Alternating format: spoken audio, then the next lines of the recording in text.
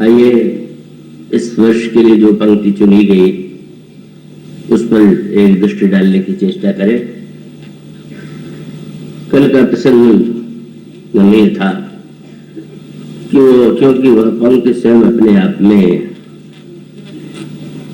सचमुच इतनी रहस्यमयी गंभीर है कि उसकी व्याख्या के लिए, उसके प्रति न्याय करने के लिए यह आवश्यक है कि उसे उसी रूप में प्रस्तुत करने की चेष्टा की जाए जो गोस्वामी जी की दृष्टि थी। श्री रोहनलाल जी मीनानी जी ने कल कहा कि जब मैंने ये पंक्ति चुनी थी तो मुझे पता नहीं था कि वो इतनी गंभीर होगी। और उसका तात्पर्य यह है, ये तो यही लगता है कि यह पंक्ति सरल सी है और उसके पीछे जो उनको भावात्मक जो उनके मन में उद्गार थे वो जुड़े हुए थे। लेकिन इस पंक्ति को यदि हम सही समझ लें तो श्री रामचरितमानस का जो दर्शन है, चिंतन है और ये सूत्र जिनके द्वारा हम मानस के अर्थों का सही आकलन कर सकते हैं, तो सचमुच इस पंक्ति के द्वारा आप उसे पा सकते हैं। पंक्ति है, शंभु प्रसाद सुमति ही तुलसी, रामचरितमानस कवि तुलसी। सभी लोग, साधारण से साधारण व्यक्ति भी जब रामायण के संदर्भ में इस ग्रंथ का नाम लेता है तो उसके द्वारा यह वाक्य कहा जाता है, तुलसीकृत रामायण। और उसका अभिप्राय है तुलसीदास जी के द्वारा बनाई गई रामायण। किंतु गोस्वामी जी इस पंक्ति में यह स्पष्ट कर देते हैं कि जो कुछ इस ग्रंथ में आपको पढ़ने को मिलता है वह स्वयं उनकी कृति नहीं है। और यदि कवि के रूप में तुलसीदास को सम्मान दिया जाता है तो उसका एकमात्र कारण यही है कि भगवान शंकर के द्वारा जब मुझ में सुमति का उदय हुआ तो उसके पश्चात कल तुलसी के रूप में कार्य मुझे माध्यम बना करके संपन्न हुआ। शंभु प्रसाद सुमति तुलसी पर जब दृष्टि जाती है तो एक प्रश्न स्वाभाविक रूप से सामने आता है कि बुद्धि की देवी सरस्वती है और विवेक के देवता गणेश जी महाराज हैं। और गोस्वामी जी ने मानस रचना के प्रारंभ में इन दोनों की वंदना भी इस रूप में की है। मानस के वंदना का पहला श्लोक ही यही है, वर्णानावर्त संघानाम रसानाम छंदसामपि मंगलानाम च कर्तारो वंदे वाणी विनायको। तो गणेश जी और सरस्वती मुख्य रूप से जब कोई व्यक्ति रचना करता है, किसी कृति का निर्माण करता है, चाहे वो गद्य के रूप में हो, पद्य के रूप में हो, तो कवियों के द्वारा और भक्तों के द्वारा गणेश और सरस्वती जी की वंदना की गई। इस प्रसंग में भी गोस्वामी जी यह कह सकते थे कि इसकी रचना मैंने जो की है उसके लिए मुझे जो सुमति प्राप्त हुई है वह देवी सरस्वती के द्वारा हुई है। बुद्धि की देवी है और सरस्वती की महिमा का गोस्वामी जी ने अनेक बार उल्लेख मानस में किया है, उनकी अलग से वंदना भी की है। पर यहाँ पर जब वे शंकर जी कहीं नाम लेते हैं तो इसके पीछे क्या उद्देश्य है? जब आप इस प्रश्न पर ध्यान देंगे, इस पर विचार करेंगे तो इसका एक रहस्यमय उत्तर आपको मिलेगा। यह जो श्री रामचरितमानस है, जिसे रामायण के रूप में ही अधिकांश व्यक्ति जानते हैं, उसके रचयिता वो स्वामी जी बार बार यह बात दोहराते हैं कि भगवान शंकर है। भारतीय वाङ्मय में, संस्कृत में और बाद में भाषा और प्राकृत में भी श्री राम के चरित्र के विषय में रामायण के संदर्भ से जिन महापुरुष का नाम लिया जाता है वह महर्षि वाल्मीकि है। और जो बहुत गहराई से विचार नहीं करते वे बहुधा यह मान लेते हैं कि गोस्वामी जी ने भी वाल्मीकि रामायण का अनुकरण किया है और वाल्मीकि रामायण से प्रभावित होकर के ही उन्होंने इस ग्रंथ की रचना की।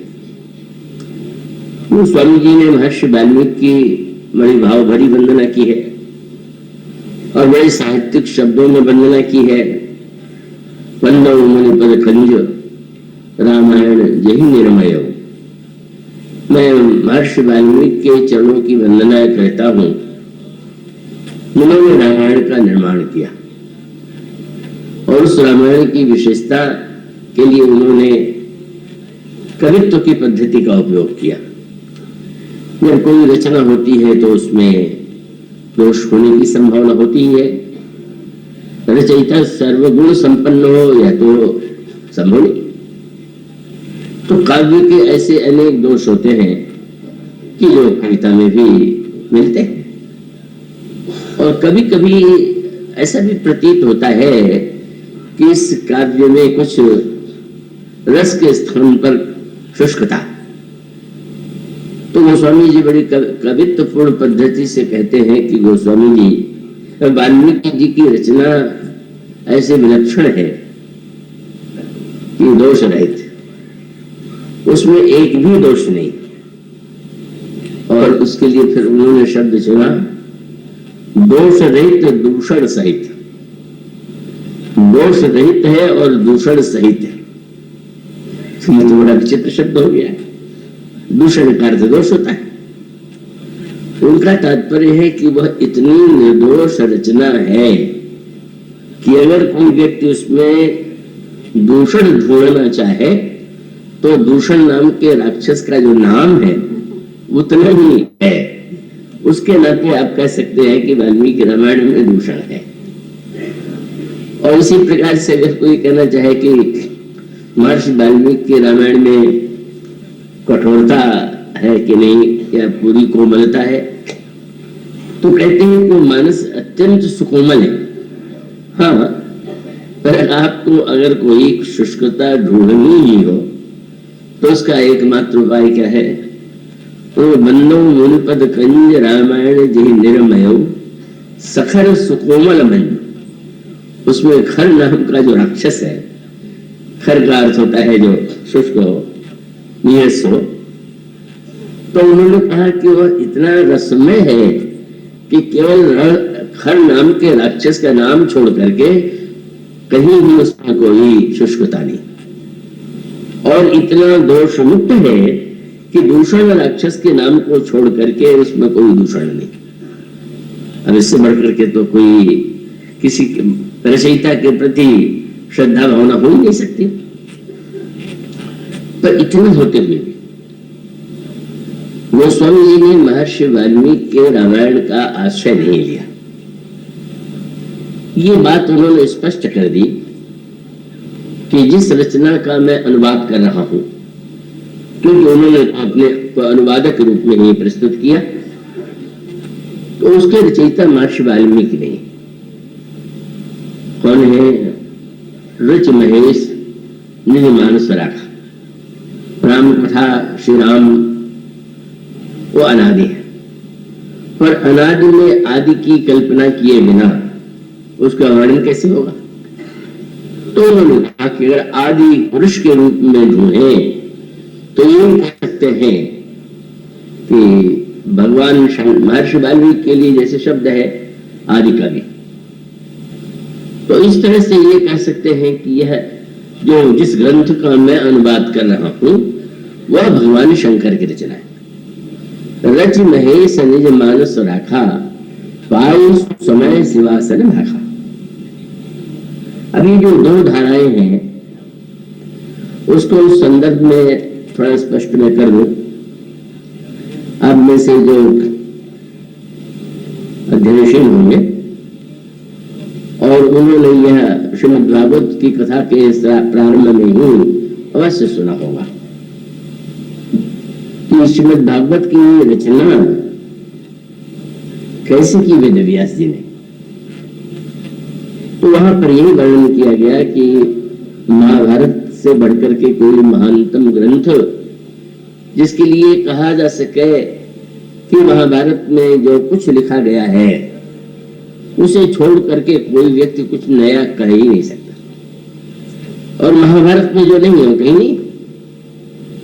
तो ऐसे महान ग्रंथ की रचना के बाद उन्हें परम संतोष का अनुभव होना चाहिए। जैसे एक लेखक जब अपनी रचना को समाप्त करता है तो उसे एक प्रकार की प्रसन्नता होती है, संतोष होता है, और ग्रंथ जितना महत्वपूर्ण हो उससे अधिक संतोष की प्राप्ति होती है। पर भगवान वेद व्यास कुछ गंभीर बैठे हुए दिखाई पड़े और उनके मुख पर संतोष का भाव नहीं था। उसी समय देवर्षि नारद आते हैं और देवर्षि नारद ने भगवान वेद व्यास से पूछा कि इतने महान ग्रंथ की रचना के बाद भी आपको देख करके ऐसा नहीं दिखता है कि आप पूरी तरह संतुष्ट हैं। तो उन्होंने यही कहा कि हाँ, ये सत्य है। उस महान रचना के बाद भी मुझे ऐसी अनुभूति नहीं हो रही है कि जैसे मैं कृतकृत्य हो गया।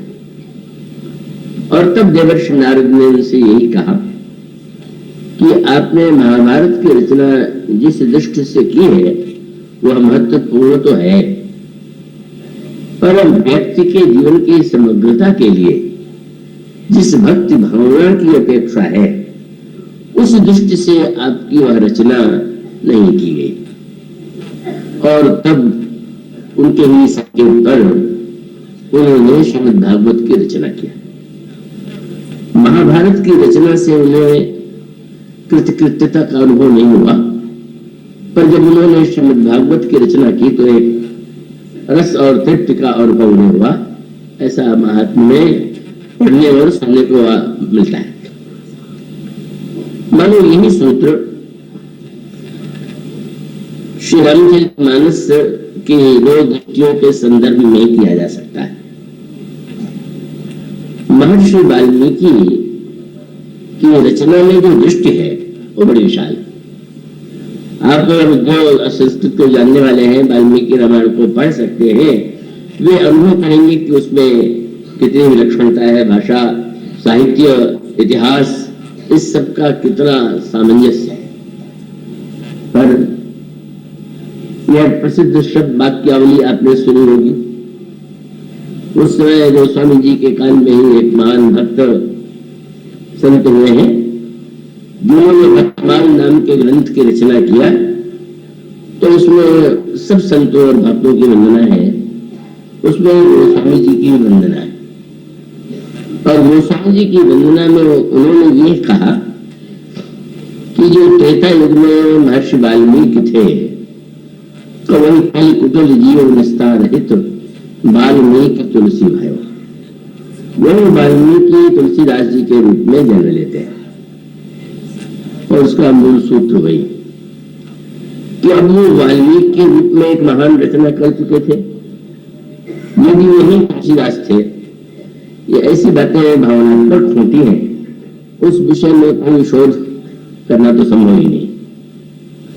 तो महर्षि वाल्मीकि को यदि तुलसीदास बन करके फिर से रामायण की रचना करनी पड़ी तो उसके पीछे जब गोस्वामी जी यह कहते हैं कि यह रचना वाल्मीकि जी की नहीं है, तो स्वयं अगर वे वाल्मीकि अवतार है तो फिर वो पुनः लिखने की आवश्यकता नहीं थी।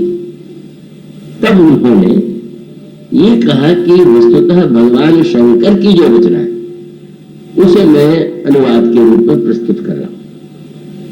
अभी जो भगवान गोस्वामी जी ने भगवान शंकर से ही सुमति क्यों मांगी, और इसका उत्तर ये कि अगर किसी व्यक्ति ने कुछ लिखा है तो उस लिखते समय उसके मस्तिष्क में, उसके हृदय में क्या भावना थी उस सबसे अधिक वही जानता है। तो जब गोस्वामी जी कहते हैं कि भगवान शंकर के द्वारा मुझे सुमति मिली, उनका तात्पर्य है कि रचना यह महर्षि वाल्मीकि है नहीं, शंकर जी की है। और शंकर जी की है तो शंकर जी का वर्णन और शंकर जी के द्वारा जो राम कथा कही गई उसका वास्तविक तात्पर्य जो है वो तो रचयिता शंकर जी जानते। और इसलिए जब मैं उसको भाषा में अनुदित करता हूँ, जब कोई ग्रंथ लिखा जाता है और अनुवाद होता है, तो अनुवादक की प्रशंसा यह नहीं है कि वो अपनी बातें अनुवाद में प्रस्तुत कर दे। उसकी विशेषता यह होती है कि वो ऐसी पद्धति से अनुवाद करे कि जो लेखक है, कवि है, कृतिकार है, तो उससे अलग न हट जाए। तो शंकर जी का जो स्मरण गोस्वामी जी करते हैं और उनसे सुमति की याचना करते हैं, या उनकी कृपा से जब सुमति मिलती है, तो उसका उद्देश्य यही है कि आपकी रचना है और आप किस उद्देश्य से, क्या दृष्टि है आपकी, आप जब सुन मेरे हृदय में उसकी प्रेरणा देंगे तो उसके द्वारा जो रचना होगी वो आपके भावना और आपके विचार के अनुकूल होगी। और अंतर क्या है? भगवान शंकर की जो दृष्टि है, बार बार गोस्वामी जी प्रारंभ में, मध्य में, अंत में याद दिलाते हैं। अंत में भी अंत में वो कहते हैं पूर्वम प्रहुणा कृतम सुकविना श्री शंभुना दुर्गमम। भगवान शंकर ने जिस राम कथा का निर्माण किया था उसी का मैंने प्रस्तुतिकरण किया। और वो आपने उनकी जीवनी के विषय में जो जनगाथा है उसमें यह सुना होगा कि गोस्वामी जी ने ही प्रारंभ में श्री राम के गुणों का वर्णन करने के लिए देव भाषा संस्कृत का आश्रय लिया। और जनश्रुति यह है कि वो जब दिन में रचना करके लिख करके रख देते थे तो रात्रि के समय वो लुप्त हो जाती थी। आश्चर्य, मैंने लिखा, लिखने के पश्चात वो मैं लिखाया, रचना चली गई। और तब एक दिन भगवान शंकर ने उन्हें स्वप्न दिया कि तुम देव भाषा के स्थान पर जो वन भाषा है, उस समय लोक में प्रचलित भाषा है, उसमें तुम ग्रंथ का लेखन करो। और तब भगवान शंकर की आज्ञा से गोस्वामी जी इस ग्रंथ का निर्माण करते हैं। ये बोलने की भाषा है। गोस्वामी जी कहते हैं कि मैंने भाषा बद्ध विदम चकार तुलसी दासस्त था मानसम। तो भगवान शंकर की जो दृष्टि है और महर्षि वाल्मीकि की जो दृष्टि है उसमें भिन्नता। और उस भिन्नता में इसीलिए कई बार यह बात कही जाती है, सुनने में अच्छी नहीं लगती है। एक जन ने मुझसे कहा मैं वाल्मीकि रामायण पढ़ना चाहता हूँ, तो मैंने कहा कि अवश्य पढ़िए। पर पढ़ने के बाद उन्होंने मुझसे कहा कि मुझे तो पढ़ के उतना रस नहीं आया, उतना आनंद नहीं आया। तो मैंने कहा कि उसका कारण यही है कि आपने मानस को पढ़ने सुनने के बाद उसको पढ़ा होगा, तो आपके भविष्य रस की अनुभूति नहीं होना संभव है। और उसका मूल कारण यह है कि शंकर जी जिस दृष्टि से श्री राम का वर्णन करते हैं वह श्री राम अलौकिक महापुरुष है इस रूप में नहीं करते। वाल्मीकि रामायण में भी श्री राम के ईश्वरत्व के संकेत मिलते हैं और वहां भी देवर्षि नारद जुड़े हुए हैं कि जब वाल्मीकि जी में काव्य प्रतिभा का उदय हुआ और पहला श्लोक उनके मुख से उच्चरित हुआ तो वो सोचने लगे कि ये जो एक नई विधा, नई शैली का इस समय हमारे वाणी में प्राकट्य हुआ है, इसका उपयोग में क्या करें। और उसी समय देवर्षि नारद आते और देवर्षि नारद से प्रश्न करते हैं महर्षि वाल्मीकि कि कौन सांप्रथम लोके भगवान कश्य वीर्यवान, इस संसार में इस समय सर्वश्रेष्ठ गुणवान व्यक्ति कौन है। और तब महर्षि देवर्षि नारद श्री राम का नाम लेते हैं और श्री राम का नाम लेकर के वो कहते हैं कि तुम्हारी काव्य की जो प्रतिभा है और उसकी धन्यता यही है कि तुम श्री राम के गुणों का वर्णन करो। तो इस तरह से महर्षि वाल्मीकि की रचना के मूल में देवर्षि की प्रेरणा और ग्रंथ का निर्माण हुआ। पर पर भगवान शंकर जो है, महर्षि वाल्मीकि महान है, महानता तर है, पर भगवान शंकर तो साक्षात भगवान शिव है। तो भगवान शिव की जो दृष्टि है उससे भिन्न है। उसमें भगवान श्री राम गुणवान है या उनमें इतने विलक्षण गुण हैं, इसलिए मैं अपनी काव्य प्रतिभा का प्रयोग उसमें करूं, यह दृष्टि नहीं। और उसकी जो रचना है, उसकी रचना बड़ी अनोखी है। और अनोखी में मूल तात्पर्य है कि आप पूरे मानस को पढ़िए और वाल्मीकि रामायण को पढ़िए, क्योंकि आप, मैं आशा करता हूं कि सुमति श्रोता होंगे, उल्टा अर्थ न लेंगे कि कल आप कहने लगे कि उन्होंने सिद्ध कर दिया कि वाल्मीकि कुछ नहीं है और तुलसीदास सब कुछ है, ऐसा मन मत डालिएगा। ये तो देखने की दो दृष्टि है। महर्षि वाल्मीकि की दृष्टि जिसे देवर्षि नारद से उन्होंने पाया, वो भी एक दृष्टि है। और भगवान शंकर के द्वारा जो वर्णन है, वो किसी से श्री राम का गुण सुन करके और श्री राम के विषय में मैं लिखूं, ऐसी कोई प्रेरणा उनके अंतःकरण में नहीं होती। तब महर्षि वाल्मीकि ने सुना और सुन करके श्री राम के गुणों का वर्णन किया। श्री राम से उनके मिलन का वर्णन भी वाल्मीकि रामायण में आता है। जब प्रभु वन यात्रा में गए तो महर्षि वाल्मीकि से मिलन हुआ। पर अब जब आप रामचरितमानस में वाल्मीकि और भगवान राम के मिलन का प्रसंग पढ़ेंगे तो आपको बहुत बड़ा अंतर लगेगा। उनमें थोड़ी सी पंक्तियों में वाल्मीकि रामायण, वाल्मीकि और भगवान राम का मिलन हुआ और जैसा परस्पर एक दूसरे का सम्मान दिखाई देता है। पर आप रामचरितमानस में जब वाल्मीकि जी और भगवान राम का संवाद पढ़े तो वो तो इतना अद्भुत और अनोखा है। यहाँ के संबंध दिल्ली में भी बहुत वर्षों से दंपति के द्वारा राम कथा का आयोजन होता है। प्रतिवर्ष प्रवचन उसमें नवरात्र के समय हुआ करता है। तो प्रसंग के विषय में और सूत्र दे दिया सौजन्य सल्ला जी ने कि मुख्य जो प्रसंग है उन पर प्रतिवर्ष प्रवचन किया जाए। और संयोग से वाल्मीकि और श्री राम के प्रसंग का चुनाव हुआ, पर वो प्रसंग इतना विस्तृत हुआ कि कई वर्षों में भी पूरा नहीं हो पाया। कई प्रवचन माला उसमें प्रकाशित हुई है। क्यों? उन दोनों के मिलन में, जैसे दो आप किसी भी श्रेष्ठ व्यक्ति से मिलते हैं, किसी महात्मा से आप मिलते हैं तो आपका मिलन बड़ा सार्थक होता है। पर एक मिलन वह है जिस अनुभूति रस का अनुभव स्वामी जी के माध्यम से शंकर जी की कृति में वाल्मीकि जी ने पाया। क्यों? भगवान शंकर श्री राम के विषय में जो कुछ लिखते हैं, कल उस लिखने की विलक्षणता क्या है? आप प्रारंभ में से पढ़ेंगे और उसे देखेंगे तो उसका तात्पर्य क्या है। पार्वती जी के हृदय में राम कथा सुनने की जिज्ञासा, क्योंकि जब वे दक्ष पुत्री थी तो बुद्धिमती होते हुए भी उनमें वह सुमति नहीं उदित हुई कि जिस सुमति में श्रद्धा हो, और सुमति में श्रद्धा पूर्वक वो कथा श्रवण करें। इसलिए महर्षि अगस्त्य के आश्रम में भगवान शंकर के साथ जाने पर भी सती जी राम कथा का श्रवण नहीं करती। स्वाभाविक बहुधा देखा जाता है, बुद्धिमान सुनाना बहुत चाहता है, सुनना बहुत कम चाहता है उसको, क्योंकि उसको अपनी बुद्धि की विशेषता का भान होता है। वो तो यही चाहता है कि लोग ये जाने कि मैं कितना बुद्धिमान हूं।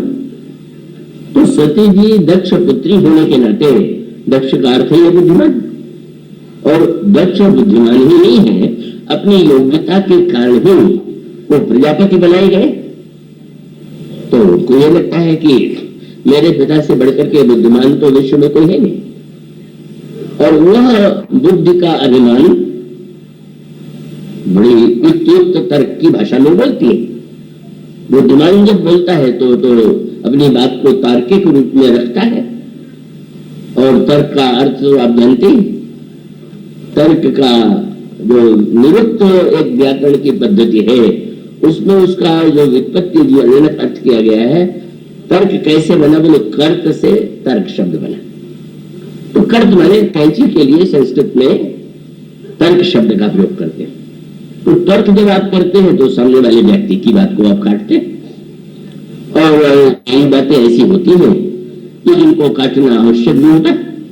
लेकिन अगर कोई व्यक्ति यही निर्णय कर ले कि हम जो भी व्यक्ति जो जैसा भी कुछ कहेगा मैं उसका खंडन कर दूंगा, तब तो वो कैंची बड़ी कष्टकारक हो जाएगी। मेरे स्मरण आता है, एक बड़े उद्भट वक्ता थे, मेरी थोड़ी अवस्था थी, जीवन पूर्ण प्रचलन चल रहा था, श्रोता बड़ी संख्या में रह हुए, तो उनके मन में बड़ा बोलने का उत्साह हुआ और उनको शायद लगा कि उनके नाम मुझसे शायद उतने लोग तो मिले और बड़े सरल हृदय के भी थे।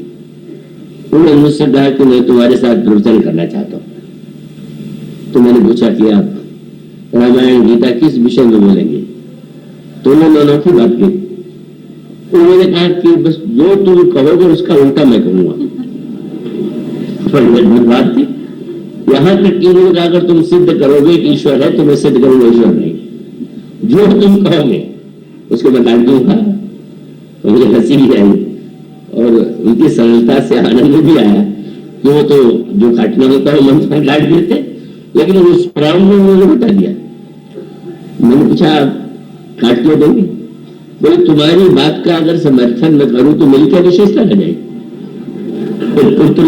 तुम्हारी बात का समर्थक मुझे मान लेंगे, मेरे पांडित्य का लोहा तो लोग तब मानेंगे कि कोई तुम्हारी बात में काट दूं। वो बहुत वर्ष तक मिलते रहे, बोलते रहे, और हनुमान जी महाराज का उत्सव मेरे गाँव में होता है तो वहां भी आते रहे, और वहां भी बहुधा कई बार नहीं भी काटते थे तो कहीं के दिन में काटने की बात आती थी। और एक दिन उन्होंने ऐसा खंडन किया कि लोगों ने कहा कि आपने बड़ा विचित्र कार्य किया, इन्हीं के द्वारा आयोजित उत्सव में आए हुए हैं और आपने उनकी बात को काट दिया। उन्होंने कहा इन्होंने इतना अच्छा कह दिया था कि मुझे लगा कि अगर मैं काटूंगा नहीं तो मेरे छापे नहीं पड़ेंगे। इसलिए मुझे लगा कि इस समय यही एक उपाय है कि मैं अपनी प्रतिभा का मेरा मंगवा। अब इस वृत्ति से अगर कोई व्यक्ति बुद्धि और तर्क का प्रयोग करे तो आप तो किसी की बात का भी खंडन कर सकते हैं, काट सकते हैं। मंदोदरी और रावण के वार्तालाप में यही तो सूत्र है कि मंदोदरी जो कुछ कहती है रावण तर्क से उसका खंडन कर देता है, और वो उसका तर्क जो है वो युक्त होता है। लेकिन अगर व्यक्ति के बुद्धि में तर्क है तो तर्क की उपयोगिता होते हुए भी आप देखेंगे ना। और वो ये है कि एक जो दर्जी है वो वस्त्र सिलने वाला है, उसके हाथ में भी कैंची होती, तो उसके कैंची का सदुपयोग कितना अच्छा होता है। वो पहले काटता है और फिर जोड़ता, और जोड़ने पर इतने सुंदर ढंग से सिलाई कर देता है कि व्यक्ति के शरीर का सौंदर्य बढ़ जाता है। तो उसका मूल तात्पर्य यह है कि तर्क के द्वारा अगर आप केवल खंडन करना चाहते हैं तो ये तो बुद्धि का दुरुपयोग है, पर तर्क का उद्देश्य अगर अंत में किसी सिद्धांत को स्थापित करके एक लोगों के समक्ष आदर्श प्रस्तुत करना है तो बहुत उपयोगी। उन्होंने भगवान राम को रोते हुए देखा, सीता जी के विलाप में लता वृक्षों से पता पूछते हुए देखा, और देखने के बाद भगवान शंकर ने दूर से मैं सच्चिदानंद पाऊं अस कई चलिए मनोज में सामने, तब सती जी की तर्क बुद्धि जागृत हुई। पहले तो उन्होंने भगवान से शिव से अपना संदेह प्रकट नहीं किया, तो भगवान शंकर ने जब कहा कि नहीं आपको छिपाना नहीं चाहिए, तो उन्होंने भगवान शंकर से बड़े युक्त प्रश्न किए। उन्होंने कहा पहले तो बताइए मैं आपका बड़ा आदर करती हूँ, लेकिन जो निर्गुण निराकार ब्रह्म है जो इतना व्यापक है, कब वो निर्गुण निराकार साकार कैसे होगा? और सारा ब्रह्मांड जिसमें व्याप्त है वो एक देश में एक व्यक्ति के रूप में कैसे आ सकता है? जिसकी कोई आकृति नहीं है उसकी आकृति कैसे होगी? उनका प्रश्न आप रामायण में पढ़ते हैं। ब्रह्म को व्यापक विरज अज अकल अनील अभेद सोच देह धन हो नर जाने में जानत वेद। उसमें कई शब्द हैं, उसकी विस्तृत व्याख्या इस क्षुद्र नहीं है। उसका अभिप्राय की अवतार जब होगा तो एक देश में हो, एक काल में हो, एक आकृति होगी, और अगर वो किसी का वध करेगा, किसी को दंड देगा, तो इसका अभिप्राय कुछ द्वेष भी है। अगर वो किसी के प्रति उदारता दिखाता है तो उसका अर्थ है कि उसके हृदय में राग भी है। तो अगर किसी में इतनी बातें होगी तो ब्रह्म कैसे हो सकता है?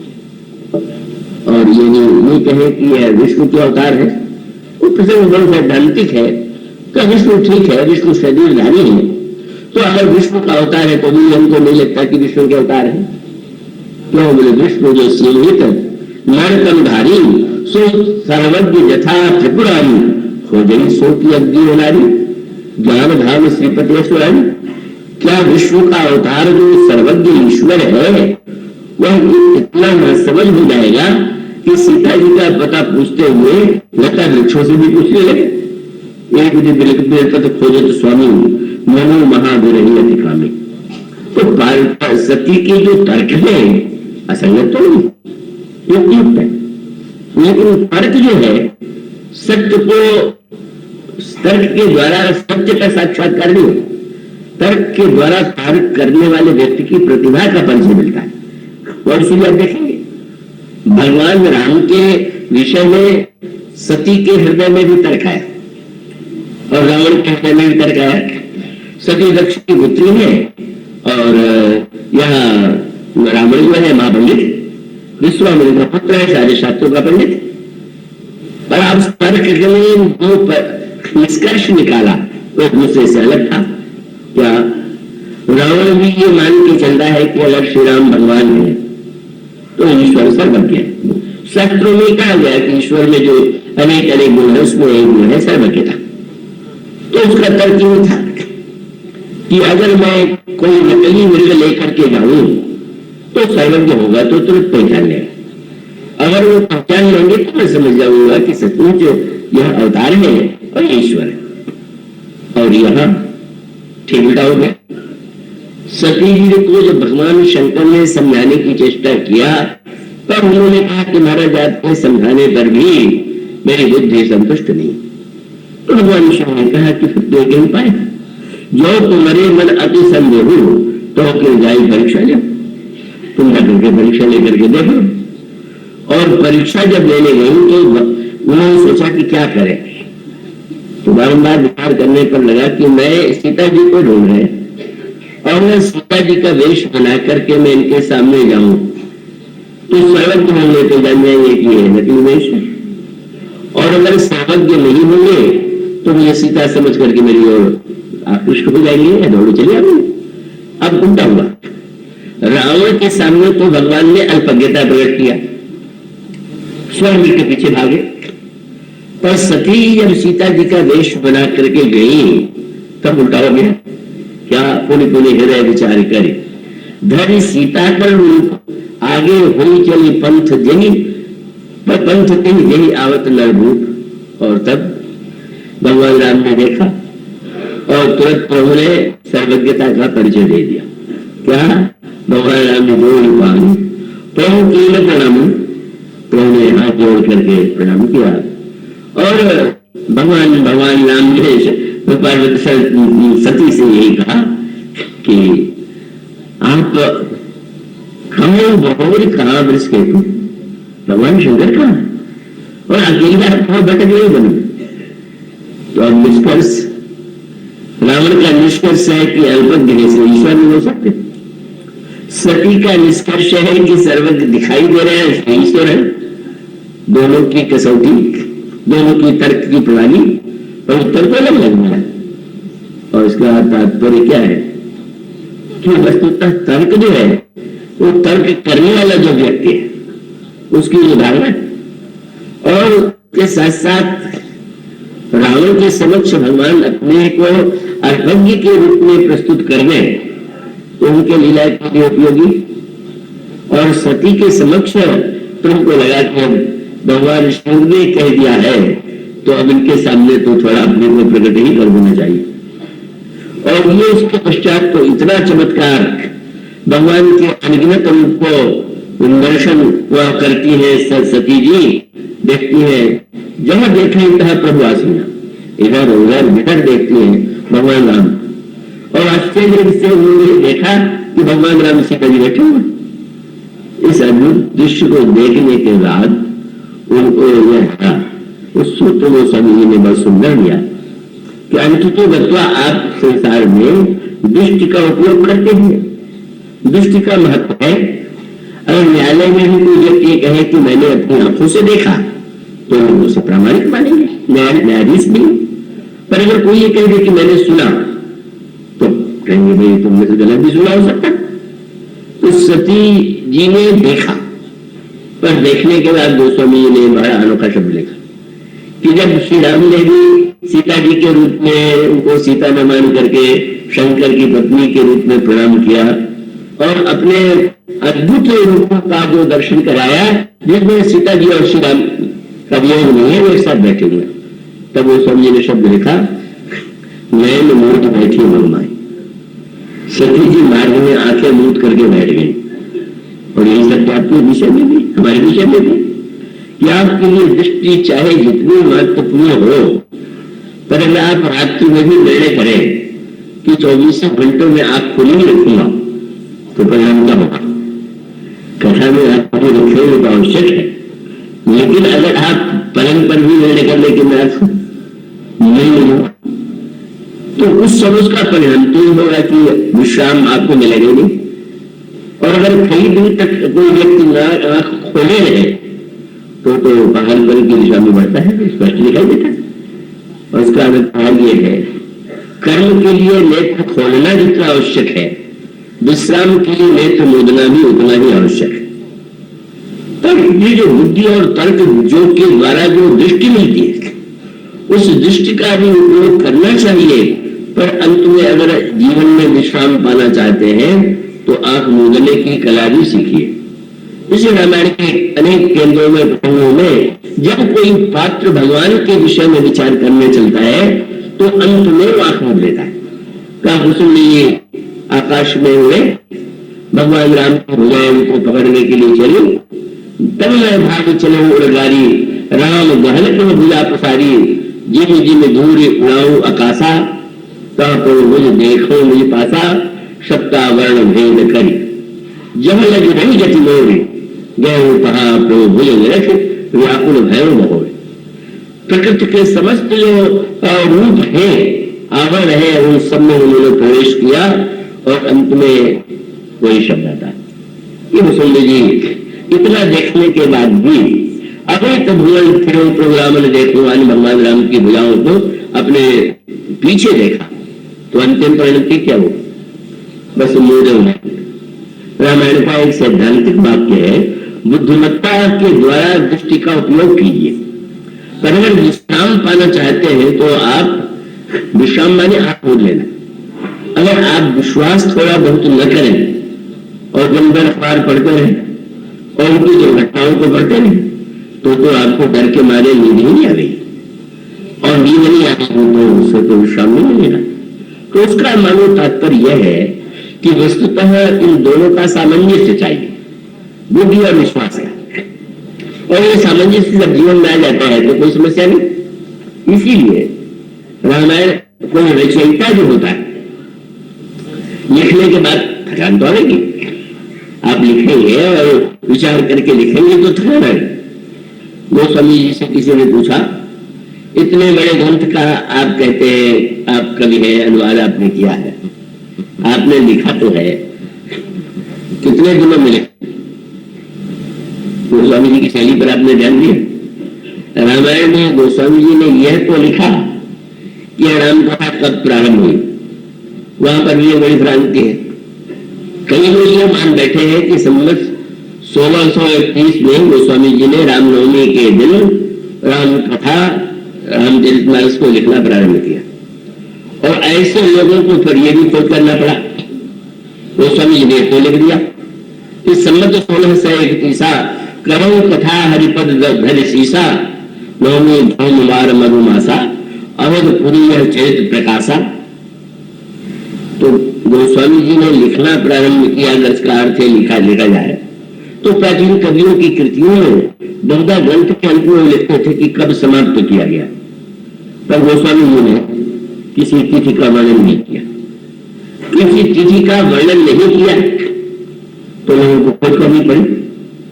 और तब जब आपको कल्पना करना है तो कोई भी कल्पना कर ले। तो उसमें बताया गया कि जिस दिन भगवान की विवाह पंचमी थी उस दिन गोस्वामी जी ने रामायण पूरी की। वस्तुतः यह दृष्टिकोण यथार्थ नहीं।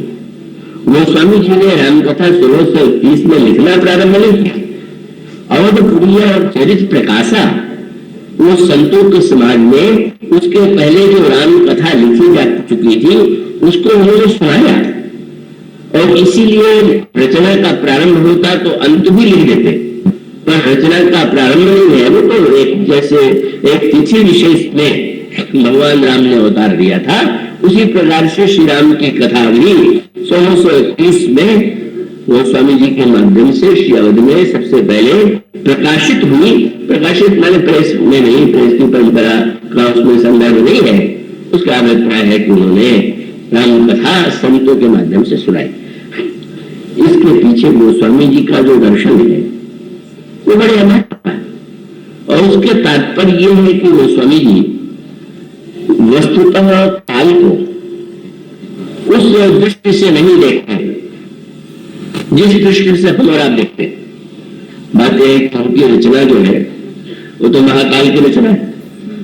तो महाकाल की रचना में काल का वह महत्व हो ही नहीं सकता जो हम लोगों के जीवन में, क्योंकि और शंकर जी की घड़ी में तो काल का गणित इतना विचित्र है तो उसमें तो कोई तिथि कोई सम्मत कुछ नहीं आने वाला है। क्योंकि आपने सुना होगा कि देवताओं का 6 मास का दिन और 6 मास की रात्रि होती है। फिर कहते हैं जब चारों युग 1000 बार बीत जाते हैं तो 1000 युग बीत जाने के बाद ब्रह्मा जी का एक दिन होता है। ब्रह्मा की आयु इस तरह से 100 वर्ष की है, और उसके बाद जब ये कहा जाता है कि ब्रह्मा के जब 100 वर्ष व्यतीत हो जाते हैं तो शंकर जी का एक पल होता है। अब उस एक पल में कालखंड को आप किस तरह से समझेंगे? उस कालखंड को आप गणना कर सकते हैं क्या? इसलिए बड़ी अनोखी बात है। गोस्वामी जी ने तो एक तिथि को छोड़ करके रामनवमी तो नहीं लिख दिया, पर यहाँ तक कि विवाह और पंचमी में भी विवाह के अवसर पर उन्होंने कहा महीने तक का नाम तो ले लिया, लेकिन तिथि नहीं लिखा। पढ़े मुझे आश्चर्य होगा आपको क्या? उन्होंने कहा कि मेरे तो अगहन मास सुहावा, तो अगहन मास लिख दिया तो उसके पश्चात लिख लीजिए शुक्ल पंच पक्ष पंचमी को विवाह हुआ। यही मान के विवाह का उत्सव मनाया जाता है। पर गोस्वामी जी ने पूरे मानस में किसी भी तिथि का, किसी भी काल का, यहां तक कि विवाह की तिथि का भी नाम नहीं लिया। तिथि लिया तो रामनवमी, और रामनवमी को भी लिख करके ऐसा कह दिया कि वो एक स्वयं एक उसका भी एक दर्शन हो गया। क्या कहते हैं? भगवान राम का जन्म जो हुआ तो सूर्य भगवान जो थे आकाश में उस दृश्य को देखने के लिए स्थिर हो गए, और स्थिर हो जाने के बाद मास दिवस कर दिवस भाव विचित्र रामनवमी थी। तिथि का नाम भी लिखा तो 1 महीने तक सूर्य रुका रहा। प्रदर्शन और रात्रि नहीं होता है। तो किसी ने मुझसे कहा कि ये पंडितों की बुद्धि को क्या हो गया है कि पंचांग खोलिए तो पता ही नहीं चलता कि रामनवमी किस दिन है। वो कहेगा स्मार्टों की और असली जो है वैष्णव की अलग अलग रामनवमी। एक इतना तो निर्णय करना है कि वस्तुतः रामनवमी कौन सी है। तो मैंने इनसे यही कहा कि आपको बहुत निराश नहीं होना चाहिए, क्योंकि जब श्री राम का जन्म हुआ और सूर्य 1 मास तक हो गया तो 30 दिन की रामनवमी तो हो ही गई। वो तो 2 दिन में लिखा है 30 दिन की तो रामनवमी हो गई। वो स्वामी जी की बात इसको काव्य की और साधारण काव्य न समझ लीजिए, ये शंकर जी का काव्य। पूछा गया महाराज अगर दिन हो गए 30 दिन तक दिन बना रहे तो लोग क्या चलते नहीं बनाएंगे क्या? वो कह रहा है आज सूर्यास्त तो होगा नहीं। वो स्वामी जी क्या कहते हैं? मास दिवस कर दिवस भाग मन मन जाने ही खोए। एक व्यक्ति भी अयोध्या में ऐसा नहीं था कि जिसको यह लगा हो कि एक महीने तक यह दिन बना हुआ। तात्पर्य क्या? वस्तुतः भगवान शंकर जो है करालम महाकाल कालम कृपालम, साक्षात महाकाल है, और जिनके काल का मापदंड इतना अद्भुत है, अनोखा है। हनुमान जी अवसर लेने जा रहे थे तो रामायण में काल के संदर्भ से कुछ प्रश्न जो रखे गए हैं वो बड़े दार्शनिक, क्योंकि सुखराम वैद्य का ये कहना है कि लक्ष्मण के प्राण की रक्षा तभी संभव है जब सूर्योदय से पहले ही औषधि आ जाए। तो नियम है सृष्टि का, दवा अगर समय से मिलेगी तो ही तो रोगी अच्छा होगा, दवा अगर समय से नहीं मिलेगी तो रोगी कैसे अच्छा होगा। अब लक्ष्मण जी कौन है? लक्ष्मण जी भी अनंत काल के ही दूसरे रूप। आप उसको रामायण में उस संदर्भ से जब उससे पढ़ना चाहेंगे तो ये मिलेगा कि सुन गिरजा क्रोधान जासु जाने भुवन चार दस आंसू का लक्ष्मण जी ही वो शेष के रूप में महाकाल का एक दूसरा रूप हुआ। पर इस समय लीला में ये दिखाई पड़ रहा है कि जो महाकाल, ये इसीलिए रामायण में प्रसंगों को समझाने के लिए कुछ प्रसंगों का एक तुलनात्मक रूप रखा गया है। जैसे लक्ष्मण जी की मूर्छा का वर्णन भी दो बार, एक बार मेघनाद के द्वारा और दूसरी बार रावण के द्वारा, और दोनों प्रसंगों में न तो मेघनाद लक्ष्मण जी को उठा पाता है और न तो रावण लक्ष्मण जी को उठा पाता है, और दोनों प्रसंग में हनुमान जी ही लक्ष्मण जी को उठा करके प्रभु की गोद में ले आते हैं। यहां तक तो दोनों में समानता है, तो उसके बाद अंतर है। प्रभु ने लक्ष्मण जी को जब देखा मूर्छित, आंखों में आंसू आ गए, व्याकुल हो गए, और ये होने लगा कि कैसे लक्ष्मण के प्राण की रक्षा हो, लक्ष्मण के बिना तो मेरे जीवन का कोई अर्थ ही नहीं। तब सुखदेव वैद्य को लाया गया और वैद्यराज आए तो उन्होंने स्पष्ट कर दिया कि प्राण की रक्षा के लिए औषधि, और औषधि दूर, और वो सूर्योदय के पहले, फिर वही काल की बात आ गई। सूर्योदय हमारे काल की एक सीमा, सूर्योदय के पहले आ जाना चाहिए। हनुमान जी के द्वारा वह भी हुआ और लक्ष्मण जी के चैतन्य हो गए। पर दूसरे प्रसंग में बात उलट गई। दूसरे प्रसंग में जब लक्ष्मण जी मूर्छित हुए तो न वैद्यराज को बुलाया गया, न दवा बुलाई गई, न प्रभु ने विलाप किया। और वो स्वामी कहते हैं बंदरों को कल्पना तो हुई थी कि फिर से घटना इतिहास अपने उजाड़ा होगा, पर प्रभु ने ये कुछ न करके लक्ष्मण गोद में है, उनके कान की ओर प्रभु अपना मुख ले गए और उन्होंने एक वाक्य लक्ष्मण के कान में कह दिया और लक्ष्मण उठ के बैठ गए। स्वामी जी कहते भगवान राम ने क्या वाक्य कहा? वो तो तुम कृतांत भक्षक सुरत्रा था, तुम देवताओं के रक्षक, तुम काल को भी खाने वाले महाकाल को, क्या तुम बड़े हुए? लक्ष्मण जी उठ करके बैठ गए। इसीलिए जो प्रभु ने कभी हनुमान जी की प्रशंसा की कि तुमने औषधि ले आकर के कितना बड़ा कार्य किया, तो हनुमान जी ने चरणों को पकड़ लिया। प्रभु अगर यही सत्य होता तो दूसरी बार भी तो दवा लेने के लिए आप मुझे भेजते, पर आपने एक वाक्य से चैतन्य कर दिया, तो उस समय भी कर सकते थे। पर यह तो बड़ी कृपा है आपकी, आपने नाटक किया और नाटक में मुझे सौभाग्य दिया कि भरत जैसे भक्त से मुझे मिला दिया और ऐसा अनोखा दृश्य देखने को मिला। पर मूल तत्व मानो यह है कि रामायण का एक पक्ष काल से जुड़ा हुआ और दूसरा पक्ष वह है जो कालातीत है। जो कालातीत है वर्णन करने की बाध्यता यह है कि उसको वर्णन के लिए तो काल की सीमा में जाना पड़ेगा, लेकिन गोस्वामी जी कहते हैं ये तो एक बाध्यता है, और उस तिथि को भी एक बार लिख करके उसको भी उन्होंने रहस्यमय बना दिया। 1 महीने का दिन हो गया और वहां भी गोस्वामी जी के शब्दावली में तो एक अनोखा प्रयोग होता है। लक्ष्मण जिस समय ये समाचार रावण को मिल गया तो रावण ने सोचा कि हनुमान जी से बड़ा डरता था, ये बंदर बड़ा शक्तिशाली, कहीं समय पर दवा न ला दे, किसके द्वारा इस बंदर को रोके। तो रावण के नगर में रहता था एक राक्षस जिसका नाम था कालनेमी। रावण बड़ा पंडित था और अच्छे नाम रखने में उसकी रुचि थी। आज भी लोगों को अच्छा नाम, साहित्यिक नाम ढूंढने में परिश्रम करना पड़ता। तो रावण का नामकरण तो अनोखा था। एक राक्षस का नाम उसने रख दिया कालनेमी। कालनेमी शब्द का सरल अर्थ है कालचक्र। अब गोस्वामी जी कहते हैं काल मूर्छित पड़ा हुआ है, महाकाल उठा करके ले आए हुए हैं, और रावण कालनेमी ले आवा। रावण कालनेमी के पास आया और कहा तुम शीघ्रता से जाकर के उस बंदर को रोक दो, समय से दवा ना आ सके। मैं उस बंदर का मार्ग रोक पाऊंगा? तुम तो कालनेमी हो, काल चक्र ही तो संसार को चलाता है, तुम क्यों नहीं ऐसा कर सकते हो?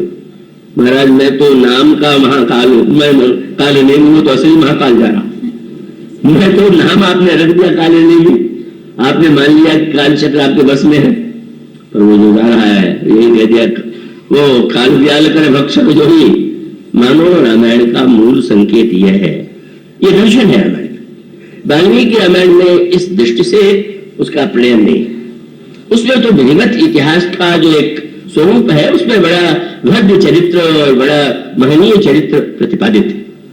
पर यहाँ मूल जब गोस्वामी जी इस रूप में प्रस्तुत करते हैं और रामायण के समापन की बात नहीं कहते। मैं ऐसा करता हूं कि आप सुन रहे होंगे, एक सज्जन ने अभी जबलपुर में कार्यक्रम था तो वहां पर भी दूरदर्शन पर दिखाने का प्रबंध था, तो एक श्रोता आते थे, उन दिनों नहीं दिखाई दिए, अंतिम दिन आए, तो मैंने पूछ दिया कि क्या कहीं बाहर गए हुए थे? बोले मैं दूरदर्शन से देख लेता था। तो मैंने कहा कि दूरदर्शन से न देखते रहिए, निकट दर्शन भी सीख लाइए। दूरदर्शन तो आपको दूर से दिखला देगा, आप निकट से तो समझिए। रामायण को केवल दूर की वस्तु मत बनाइए। उसका अभिप्राय यह है कि जब शंकर जी श्री राम की बात कहते हैं तो परात्पर कालातीत ब्रह्म की गाथा, और इसीलिए रामायण के जो 4 वक्ता है उनमें से 3 वक्ताओं के कथा का समापन होता है और चौथे वक्ता का नहीं। याज्ञवल्क्य और भरद्वाज का संवाद समाप्त नहीं हुआ, उसके मूल में कोई भूल नहीं गए थे, जन का भूल गए होंगे। इतनी बड़ी रचना में इतनी बड़ी भूल नहीं है। गोस्वामी जी वस्तुतः यह बताना चाहते हैं कि श्री राम का जो ईश्वरत्व है, जो उनका ब्रह्म रूप है, उनका एक रूप जो है इतिहास पुरुष के रूप में है, वो भी महान दिव्य है, अनुकरणीय है, कल्याणकारी। पर यह तो श्री राम का बहिरंग रूप है, और दूसरी ओर श्री राम जो साक्षात ब्रह्म है, और वो ब्रह्म जो केवल अनुकरणीय हो सकता नहीं, वह तो जब होगा तो ध्येय होगा, ज्ञेय होगा। इसी रामायण में जब आप पढ़ते हैं कि वेदांत वेद्यम विभुम, श्री राम वेदांत वेद्य है, तो वैसे तो बड़े आश्चर्य की बात है, इसमें वेदांत वेद्य की क्या आवश्यकता? श्री राम अवतरित हुए, इस तरह से रहे, रावण का वध किया, राम राज्य बना, इसमें वेदांत कहां से आ गया? पर उसका मानो तात्पर्य है कि भगवान शिव की जो दृष्टि है, और वह दृष्टि उसके लिए आपको भगवान शिव से अपने को एकाकार करना होगा। अगर आप तार्किक बुद्धि से समझना चाहेंगे तो भगवान शंकर की पत्नी ही नहीं समझ पाई सती, तो आप कहां से समझ लेंगे? भगवान राम ने शंकर जी से कहा कभी एकांत में कि आपने सती जी का भ्रम जो है दूर तो कर दिया, पर उसके लिए सती को बड़ा कष्ट उठाना पड़ा। जब पार्वती बनी तब भ्रम दूर हुआ। तो शंकर जी ने प्रभु से कहा, महाराज मुझे तो भ्रम दूर करने में समय लगा, पर आपको तो भ्रम दूर करने में एक क्षण भी नहीं लगा। किसका भ्रम? बोले मुझे भ्रम हो गया। दंडकारण्य में जब मैंने आपकी कथा सुनी तो मेरे हृदय में बात आई कि चल करके प्रभु को प्रणाम करें। कथा सुन रहे हैं, यहीं पर है वो, लेकिन डर लगा कि गुप्त रूप अवतरे प्रभु कहे जान सबको है। मैं जाकर के जो ही प्रणाम करूंगा तो सब लोग जान जाएंगे कि शंकर जी जिसको प्रणाम करते हो मनुष्य नहीं हो सकता, और वो अगर समझ जाएंगे तुम्हारे प्रभु का नाटक बिगड़ जाएगा। इसलिए मैं प्रणाम करने आने का साहस नहीं बना पाया। पर आपने तो मेरा भ्रम दूर करने के लिए बड़ा अनोखा खेल किया। मैं नहीं आया तो आप दर्शन देने को आ गए, और आधे के बाद जब सती के हृदय में मोह हुआ और मोह होने के पश्चात मैंने उनको लाख समझाने की चेष्टा किया तो एक क्षण में मेरा भ्रम दूर हो गया। फिर मुझे डर लग रहा था कि मैं प्रणाम कर दूंगा तो संसार जान लेगा, पर आपने तो दिखला दिया है, अपनी पत्नी को तो मनवा लीजिए पहले, आपकी पत्नी तक तो मुझे ईश्वर मानने नहीं है। मानो संकेत यह है कि इसको समझने के लिए तर्क और बुद्धि से एक अपेक्षा नहीं, तब यह कब कैसे संभव होगा। भगवान शंकर जब कथा कहते हैं तो आप उसे जब पढ़ेंगे तो उसको पढ़ करके आपको लगेगा कि भगवान शिव के द्वारा जो राम कथा कही गई या जिसे इसकी रचना की गई वो किसी भोजपत्र पर, किसी कागज पर नहीं लिखी गई, किसी स्याही से नहीं लिखी गई, बल्कि गोस्वामी जी कहते हैं पार्वती जी ने प्रश्न किया और भगवान शंकर जो है पार्वती जी का प्रश्न सुन करके नेत्र मूंद करके बैठ जाते हैं। और नेत्र मूंद करके जब वो बैठ गए तब क्या शब्द आ पाते, अशब्द पाते। जिस समय भगवान रघुपति चरित महेश तब हर्षित वर्णयी, और उस समय वाक्य आता है हरि ही रामचरित सब आए। आए माने व्यक्ति चल करके आता है, भगवान राम के चरित्र चल करके आए, का इसका अर्थ क्या हुआ। तो गोस्वामी शंकर जी जो कह रहे थे उस सामने सब कुछ दिखाई दे रहा था। चरित्र ही मानो चैतन्य रूप में भगवान शंकर के हृदय में प्रकाशित हो रहा, और भगवान शंकर तो उस रस में इतने डूब गए कि शायद कथा न हो पाती। लेकिन गोस्वामी जी ने बड़ी सुंदर बात कही, आपसे कोई मिलने आवे और आपको कहीं जाना हो तो आप उससे कहेंगे कि थोड़ा मुझे कार्य है, मैं जाऊं। तो गोस्वामी जी ने कहा कि आए तो आए, शंकर जी के हृदय में आगमन तो हुआ श्री राम के चरित्र का, लेकिन अब कथा कैसे होगी। कथा तब होगी जब बाहर निकले, भगवान पधार जाए, मगन ध्यान रस दंड जुग। तब गोस्वामी जी ने विरोध भरे और दार्शनिक स्वर में कहा कि जब भगवान नहीं निकले, भगवान जो के तो हृदय में ही विराजमान रहे तो पूरी मन बाहर की। शंकर जी ने कहा हमारे बाहर विराजमान हो जाइए, अब बाहर मुझे थोड़ा लोगों को सुनाने के लिए आना पड़ेगा। और तब शंकर जी जिस राम कथा का वर्णन करते हैं वह कलातीत पर ब्रह्म परमात्मा है, जो केवल अद्वितीय मनुष्य ही नहीं है, जिनके तत्व ज्ञान से व्यक्ति धन्य और परिपूर्ण हो जाता है। इसलिए जब भगवान तुलसीदास जी राम कथा लिखने लगे तो वाल्मीकि जी का स्तमन करने के बाद भी कहीं नहीं दिया, बस ये जो कथा मैं कह रहा हूं शंभु प्रसाद सुमत ही तुलसी रामचरित मानस कवि तुलसी, उन्होंने लिखा जो अद्भुत पद्धति से लिखा, और अब जो व्यक्त होगा वो जब तक अपनी दृष्टि अपनी मत नहीं लेंगे तब तक इसका निर्माण अनुवाद मैं नहीं कर पाऊंगा। इन शब्दों के साथ इसके बाद की चर्चा। बोलिए श्याम